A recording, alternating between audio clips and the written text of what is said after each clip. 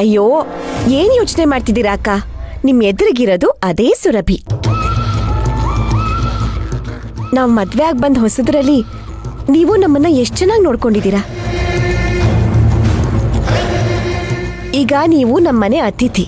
ಬನ್ನಿ, ನೀವು ತೋಟ ನೋಡ್ದಂಗಾಗತ್ತೆ, ನನ್ ಬಗ್ಗೆನೂ ತಿಳ್ಕೊಂಡಂಗಾಗತ್ತೆ. ಬನ್ನಿ ಅಕ್ಕ. ಅಲ್ಲ, ಬನ್ನಿ ಅಕ್ಕ. ಅಲ್ಲ, ಬನ್ನಿ ಬನ್ನಿ ಅಕ್ಕ. ನನ್ ಮಾತ್ ಕೇಳಿ. ಸದ್ಯ ಹೇಗೋ ಹೊರಗಡೆ ಹೋದ್ಲಲ್ಲ. ಛೇ, ಹೋಗಿ ಹೋಗಿ ಇಂಥ ಸಮಯದಲ್ಲಿ ಬರ್ಬೇಕಾಗಿತ್ತ ಇವಳು. ಪಾಪ ಅಪರೂಪಕ್ಕೆ ಬಂದಿದ್ದಾಳೆ ಅಂತ ಖುಷಿ ಪಡೋ ಹಾಗೂ ಇಲ್ಲ, ಏನೋ ಒಂದು ನೆಪ ಹೇಳಿ ಬೇಗ ಕಳಿಸೋ ಹಾಗೂ ಇಲ್ಲ. ದೇವರಾಜ್ ಎಲ್ಲಿ ಹೋದ?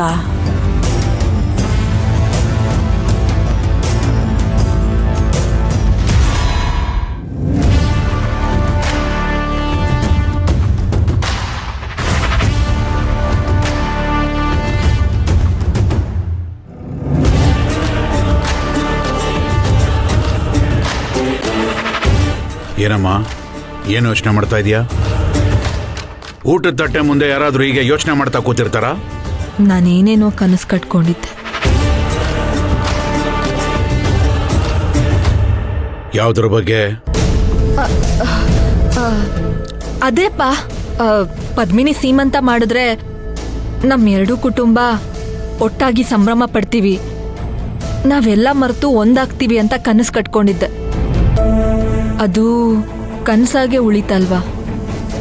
ಈಗ ಅದು ನೆರವೇರಲ್ಲ ಅಂತ ಯಾರು ಹೇಳಿದ್ರು ನಿನಗೆ? ಅವಳಿಗೆ 8 ತಿಂಗಳು ಮುಗೀತಿದ್ದ ಹಾಗೆ ಖಂಡಿತ ಅವಳು ಶ್ರೀಮಂತ ಮಾಡೇ ಮಾಡ್ತೀವಿ. ಅರೆ ಶಿವಾನಿ, ನೀನ್ ಯಾವಾಗ ಬಂದೆ? ಬೆಳಗ್ಗೆ ಬಂದೆ. ಯಾಕೆ, ಪದ್ಮಿನಿ ಹೇಳಿಲ್ವಾ ನಿನ್ಗೆ? ಅಪ್ಪ, ಆಮೇಲೆ ಮಾತಾಡುವಂತೆ, ಕೂತ್ಕೋ, ಊಟ ಮಾಡು. ಇವ್ರು ನನ್ನ ಕೈಗೆ ಸಿಕ್ಕಿದ್ರೆ ತಾನೆ. ನಾನು ತವ್ರ ಮನೆಗೆ ಹೋದಾಗಿಂದ ಇವರಿಗೆ ಇವ್ರ ಫೋನೇ ಆಪ್ತ ಮಿತ್ರ ಆಗ್ಬಿಟ್ಟಿದೆ. ಇತ್ತೀಚೆಗೆ ನಾನು ಮಾತಾಡೋದನ್ನು ಗಮನ ಇಟ್ಟು ಕೇಳಿಸ್ಕೊಳಲ್ಲ. ಏನೋ ನಕುಲ್, ನನ್ನ ಸೊಸೆ ನಿನ್ ಬಗ್ಗೆ ಇದೊಂದು ಹೊಸ ಕಂಪ್ಲೇಂಟ್ ಕೊಡ್ತಾ ಇದ್ದಾಳೆ.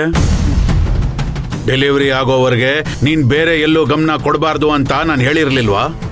ಇಲ್ಲಪ್ಪ, ನಾನು ಗಮನಿಸ್ಕೊಂತ ಇದ್ದೀನಿ. ಓ ಹೌದಾ? ಹಾಗಾದ್ರೆ ನಾಳೆ ಪ್ರೋಗ್ರಾಮ್ ಏನು ಅಂತ ಹೇಳಿ ನೋಡೋಣ. ಅದು ನೀನೇನೋ ಹೇಳ್ದಂಗಿತ್ತು, ನಾನು ಕೇಳಿಸ್ಕೊಂಡಿದ್ದೀನಿ. ಆದ್ರೆ ಈಗ ಮರ್ತೋಗಿದೆಯಲ್ಲ. ನೋಡಿದ್ರ ಎಲ್ಲ ಇಷ್ಟೇ, ಬರೀ ಬಾಯಿ ಮಾತಲ್ಲೇ. ಈ ಗಂಡು ಮಕ್ಕಳೇ ಹೀಗಮ್ಮ. ಹೆಂಡತಿ ದೂರ ಇದ್ರೆ ಫೋನಲ್ಲಿ ಮಾತಾಡ್ಕೋತಿರ್ತಾರೆ, ಹತ್ರ ಇದ್ರೆ ಕೇರೇ ಮಾಡಲ್ಲ. ಹೋಗ್ಲಿ ಬಿಡು, ಅದನ್ನ ತಗೊಂಡು ಏನ್ ಮಾಡ್ತೀಯಾ? ಅದೇನ್ ಪ್ರೋಗ್ರಾಮು ಅಂತ ಹೇಳು ನಾಳೆ. ಬೆಳಗ್ಗೆ ನಾಗಲಕ್ಷ್ಮಿ ಅತ್ತೆ ಫೋನ್ ಮಾಡಿದ್ರು.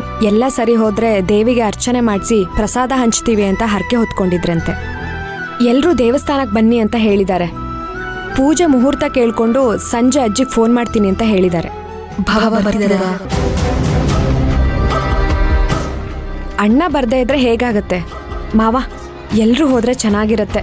ಸೀಮಂತಕ್ಕೆ ಎಲ್ರೂ ಒಟ್ಟಿಗೆ ಸೇರ್ಬೇಕು ಅಂತ ಅನ್ಕೊಂಡಿದ್ವಿ, ಆದ್ರೆ ಅದು ಪೋಸ್ಟ್ಪೋನ್ ಆಯ್ತು. ಈಗ ಅಟ್ಲೀಸ್ಟ್ ಪೂಜೆ ನೆಪದಲ್ಲಾದ್ರೂ ಎಲ್ರೂ ಒಟ್ಟಿಗೆ ಸೇರಿದ್ರೆ ಚೆನ್ನಾಗಿರತ್ತಲ್ವಾ?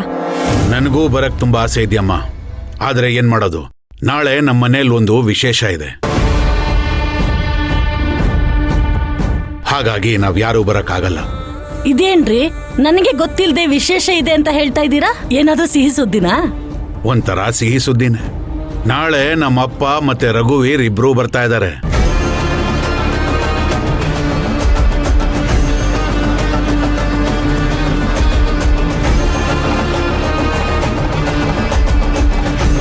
ಹಾಗಿದ್ಮೇಲೆ ನಾವ್ಯಾರು ಕದ್ಲ ಹಾಗೆ ಇಲ್ಲ ಬಿಡಿ.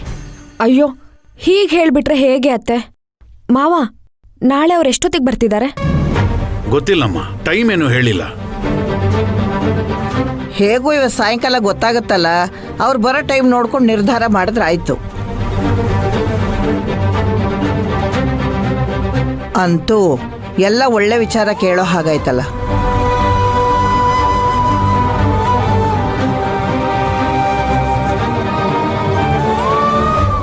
ಶಿವಾನಿ, ಏಯ್, ಎಲ್ರು ಸಂತೋಷವಾಗಿದ್ರೆ ನೀನ್ ಯಾಕೆ ಸಪ್ಪಗಿದ್ಯಾ? ತಾತ ಮನೆಗ್ ಬರ್ತಿರೋದೇನೋ ಸರಿ, ಆದ್ರೆ ಈ ರಘುವೀರಿಗೆ ಇಲ್ಲೇನಪ್ಪ ಕೆಲ್ಸ? ಇದೇನಮ್ಮ ಹೀಗನ್ಬಿಟ್ಟೆ? ಇಲೆಕ್ಷನ್ ಹತ್ರ ಬರ್ತಾ ಇದೆ, ಅದಕ್ಕೋಸ್ಕರ ಅಲ್ವಾ ನಾವು ಅಪ್ಪನ್ನ ರಘುವೀರ್ನ ಒಟ್ಟಿಗೆ ಪಕ್ಕದೂರು ಕಳಿಸಿದ್ದು. ಅವರು ಬಂದ್ಮೇಲೆ ಇನ್ನೂ ಸಾಕಷ್ಟು ಕೆಲಸ ಇರುತ್ತೆ. ಅದಕ್ಕಂತ ನೀವೊಂದು ಆಫೀಸ್ ಮಾಡ್ಕೊಂಡ್ರೆ ಒಳ್ಳೇದಪ್ಪ. ಸುಮ್ಮನೆ ಎಲೆಕ್ಷನ್ ವಿಚಾರ ಪ್ರಚಾರ ಅಂತ ಅನ್ಕೊಂಡು ಪದೇ ಪದೇ ಅವ್ನು ನಮ್ಮ ಮನೆಗೆ ಬರ್ತಾ ಇದ್ರೆ ನನ್ಗ್ಯಾಕೋ ಇಷ್ಟ ಆಗಲ್ಲ.